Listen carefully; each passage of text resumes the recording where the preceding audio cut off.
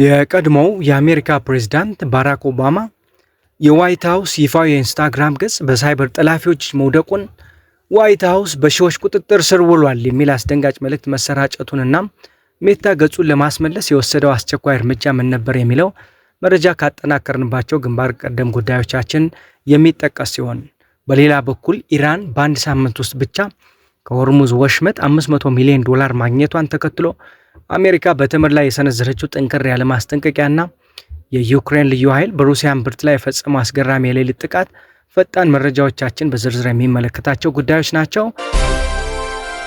ሰላም ጤና ይስጥልን። ከፋስት ስትሪመር የዛሬ አበይት መረጃዎቻችን መነሻ የምናደርገው በዓለም አቀፍ ደረጃ መነጋገሪያ የሆነውን የሳይበር ጥቃት ነው።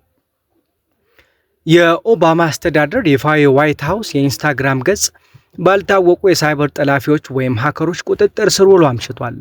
ምንም እንኳን የቀድሞው ፕሬዝዳንት ባራክ ኦባማ የግል ገጽ ቢኖራቸውም ይህ ጥቃት ያነጣጠረው አስተዳደራቸው መረጃዎችን ያስተላልፉበት በነበረውና ከፍተኛ ቁጥር ያለው ተከታይ ባለው ዋናው ማህበራዊ ገጽ ላይ ነው። በሰው ሰራሽ አስተውሎት AI የተፈጠረ አንድ ምስል ዋይት ሃውስ በሺዎች ቁጥጥር ስር ውሏል በሚል አነጋጋሪ ጽሑፍ ታጅቦ በገጹ ላይ መውጣቱን ተመልካቾቹን በእጅጉ ግራ አጋብቶ ነበር። ጠላፊዎቹ በገጹ ስቶሪ ላይም ተመሳሳይ መልእክቶችን ሲያጋሩ ቆይተዋል። ይሁን እንጂ የፌስቡክ እና የኢንስታግራም ባለቤት የሆነው የሜታ ኩባንያ ቃል አቀባይ ጥቃቱን በማረጋገጥ በአሁኑ ሰዓት የገጹ ደህንነት ተጠብቆ ወደ ቀድሞ ሁኔታው መመለሱንና ህገወጥ ልጥፎቹ ሙሉ በሙሉ መጥፋታቸውን አስታውቋል። ይህ ገጽ ለመጨረሻ ጊዜ ትክክለኛ መረጃ አጋርቶ የነበረው እንደ አውሮፓውያን አቆጣጠር ጥር 20 ቀን 2017 ዶናልድ ትራምፕ ስልጣን በጨበጡበት ወቅት እንደነበር ይታወሳል። ጥቃቱን ማን እንደፈጸመው እስካሁን የታወቀ ነገር የለም። ወደ ቀጣዩ ሰበር መረጃችን ስንሻገር ስትራቴጂካዊ የሆርሙዝ ወሽመጥ አሁንም የዓለም ፖለቲካና ኢኮኖሚ መናወጫ ከመሆን አልቦዘነም። ኢራን መገናኛ ብዙሃን ባወጡት መረጃ መሰረት ባለፈው ሳምንት ብቻ ከሆርሙዝ ወሽመጥ የትራንዚት ክፍያ ኢራን ከ$500 ሚሊዮን በላይ ገቢ አግኝታለች። ምንም እንኳን ይህን የገንዘብ መጠን በገለልተኛ ወገን ባይረጋገጥም የጭነት መርከቦች በወሽመጡ ለማለፍ ክፍያ እየፈጸሙ መሆናቸው የዓለም አቀፍ የኃይል ገበያዎችንና የማጓጓዣ ኩባንያዎችን ትኩረት ስቧል። የቀጠናው ተንታኞች እንደሚሉ ከሆነ በዚህ ወሳኝ የንግድ መስመር ላይ የሚጣሉ ማናቸውም ጥብቅ ቁጥጥሮች ወይም የባህር ላይ ታሪፎች በዓለም ዙሪያ የማጓጓዣ ወጪን እና የነዳጅ ዋጋን በመጨመር ቀጥተኛ የዋጋ ንረት ሊያስከትሉ ይችላሉ። ይህን የሆርሙዝ ወሽመጥ ውጥረት ተከትሎ የአሜሪካ የውጭ ጉዳይ ሚኒስትር ማርኮ ሩቢዮ በተባበሩት መንግስታት ድርጅት ላይ ጠንከር ያለ ትችት ሰንዝረዋል። ሚኒስትሩ ድርጅቱ በንግድ መርከቦች ላይ የሚፈጽመው ጥቃቶችን እና በሆርሙዝ ስትሬት ላይ እየጨመረ የመጣውን የደህንነት ስጋት ማውገዝ ካልቻለ ፈጽሞ ጥቃት እንደሌለው ሆኖ የመታየት አደጋ ተደቅኖበታል ሲሉ አስጠንቅቋል።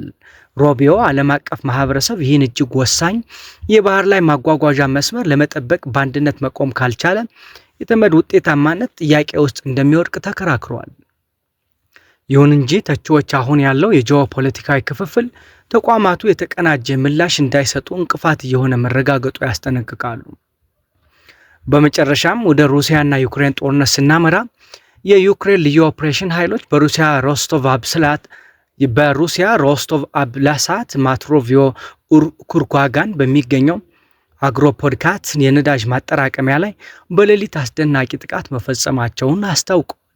በዚህ ድንገተኛ ጥቃት ሳቢያ ቢያንስ 3 የነዳጅ ማከማቻ ታንከሮች በከፍተኛ እሳት እየተቃጠሉ መሆኑ የታወቀ ሲሆን እሳቱ ካለው ኃይል አንጻር ማጠራቀሚያዎቹ ሙሉ በሙሉ ሊወድሙ እንደሚችሉ ተገምቷል።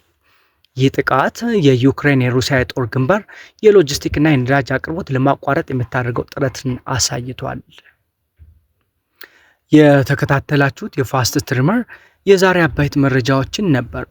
በዋይት ሃውስ ገጽ ላይ የተፈጸመው የሳይበር ጥቃትና የሆርሙዝ ወሽመጥ ውጥረት በዓለም ፖለቲካ ላይ ምን አይነት ተጽዕኖ ሊያሳድር ይችላል?